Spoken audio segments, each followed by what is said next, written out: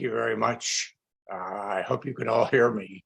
Um, Wonderful. I am honored to have a chance to speak to you and to make contact with fellow scholars and Buddhists and people interested in Dharmapala. I've been pursuing this path for a long time, and it's a great treat to have a chance to meet fellow inquirers. I begin from the assumption that Dharmapala was a man of many parts.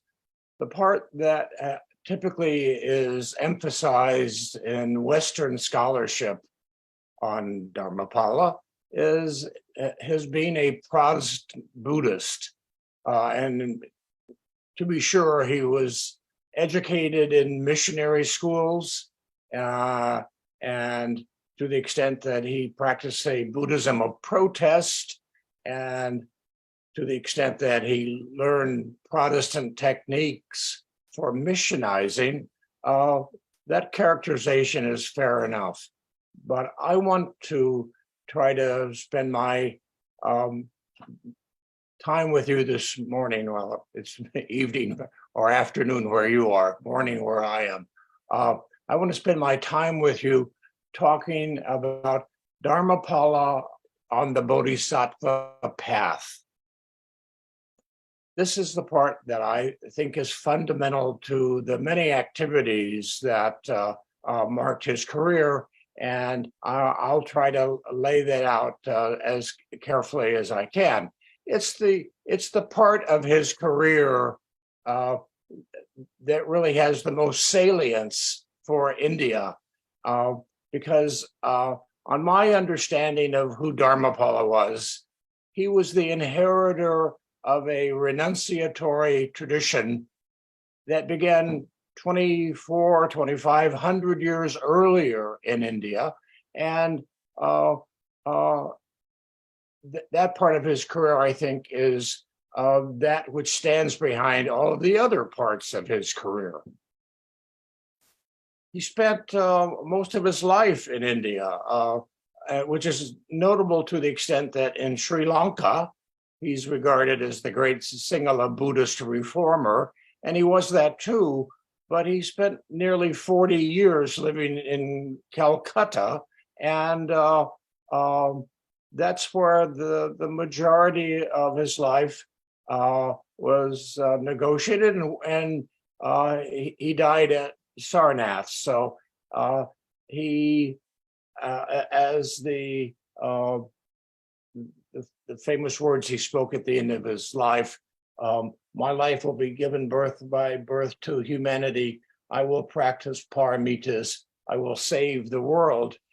He had that prathanava several times. He repeats it repeatedly in his diaries. And he frequently says, I want to be reborn 25 times in India, and I want to be reborn as the son of an Indian Brahmin family. The connection with India is very strong, to be sure. He needs to be understood as a man who renounced the world at an early age. He took the Bodhisattva vow in 1895, and from that point onwards, he wore ochre robes. He did not wear white robes. White, the lower cloth would have been a sarong, and the upper cloth would have been a kurta. Had he been a pious layperson, he did not think of himself as a pious layperson. He thought of himself as a renouncer, and he wore ochre he really wore it on several occasions before 1895. He went to the World Parliament of Religions in 1893 in Chicago, and on that occasion he wore white. Vivekananda wore ochre, Dharmapala wore white. uh, there are several photographs of the South Asian delegates to that Congress, and those pictures are dominant in the public memory of Dharmapala. But by the time on his way home from the World Parliament of Religions, he started to dress in ochre. That was 1893. He wore ochre for the rest of his days, and he regarded his life as the life of a world renouncer. The central fact of that life is celibacy. He practiced celibacy for the duration of his life. He had had a traumatic experience which reinforced that vow. When he was 19, his mother gave birth to an infant daughter, and she died shortly afterwards, and his mother was bereft. And the pain that he saw his mother suffering from losing a child simply redoubled his intention to be a world renouncer. He would have joined the Buddhist monkhood had he not had a disability.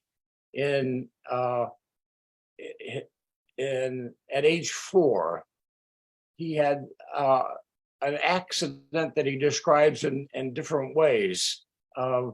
It resulted in one clear way, which is his right leg was disabled, and as a consequence, he walked with a kind of gallop. Despite that, he contemplated becoming a samanera and not going onwards to upasampada.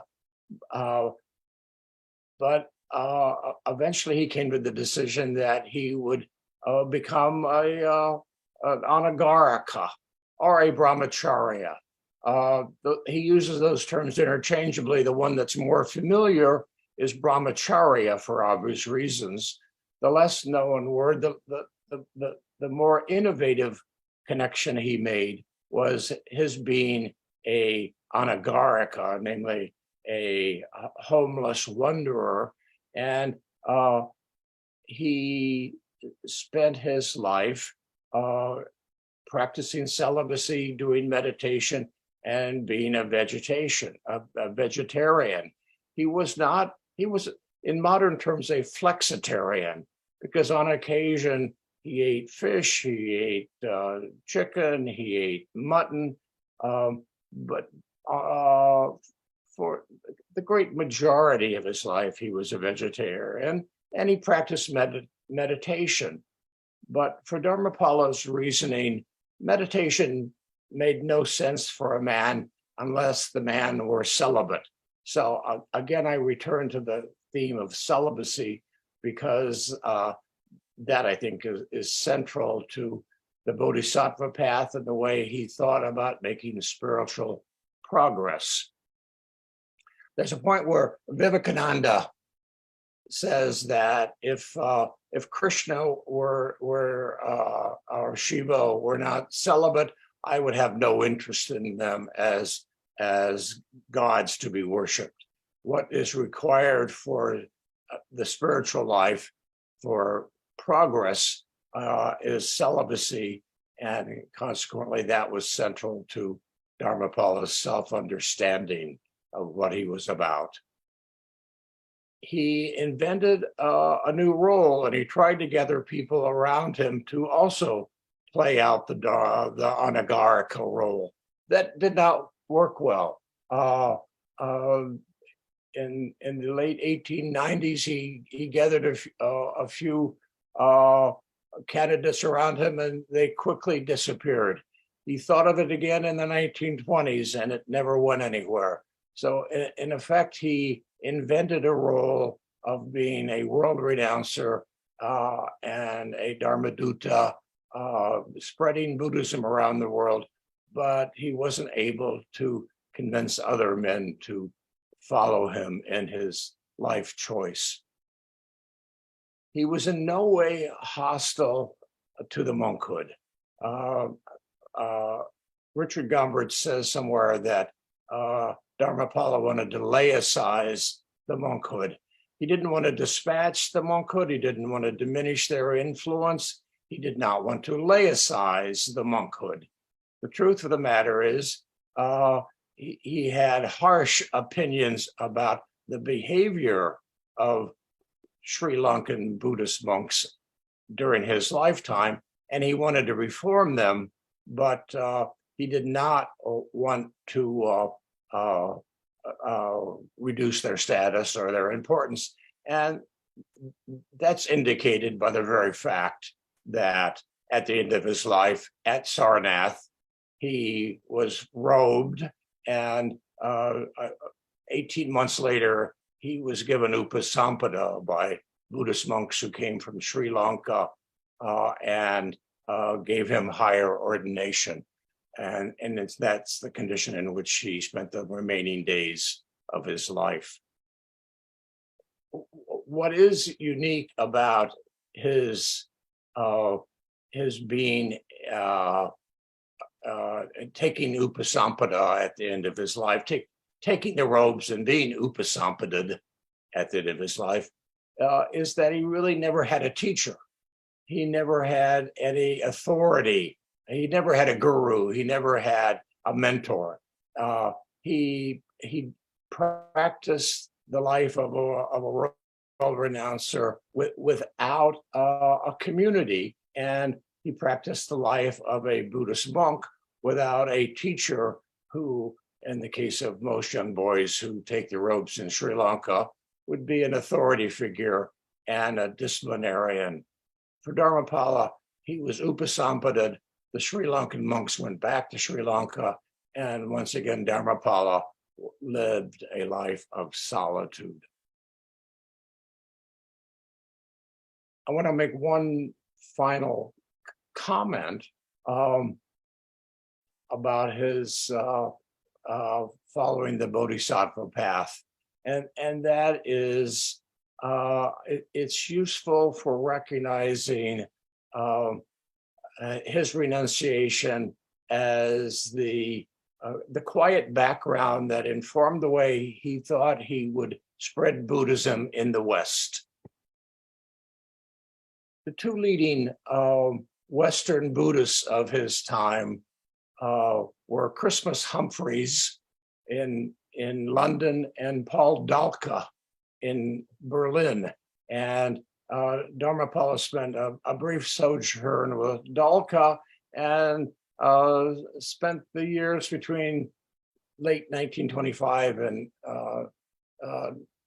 early 1927 in London with Christmas Humphreys, and they were colleagues and frequent interactors. Humphreys was very kind to Dharmapala at that time and helped him get up the stairs when he had to get up stairs to take a bath. They had a close relationship. But the interesting fact of the matter is neither Dalka nor Humphreys wanted to bring Buddhist bhikkhus to the West. They thought it could all be done by lay people, and they thought that Buddhism in print would be adequate for spreading the Dhamma to Western places. There was another obstacle to Dharmapala spreading Buddhism to the West, which was simply the fact that by the 1920s, a large number of Buddhist texts had been translated, and Westerners knew quite a lot, if they were interested in Buddhism, in the doctrine. And to that extent, Dharmapala had nothing to add. It would seem to many people looking at the situation. Dharmapala thought that he had something very powerful to add, and despite the fact that he was an autodidact and not trained up in Pali, not trained up in the Dhamma. Dharmapala thought that he had something that Western scholars did not have, and that was he was celibate. He was a world renouncer. He was on the Bodhisattva path, and by his reckoning, someone who was on the Bodhisattva path could see things in the Dhamma that no Western scholar, whatever their knowledge of Pali might be, no Western scholar could see. And that seems to me to be a very powerful way about the importance of renunciation in Dharmapala's life, and the way Buddhism comes to be a world religion by way of his example. Let me stop there and I'll give up the floor to my distinguished colleagues, and I'll be an avid listener to what they had to say. Thank you very much.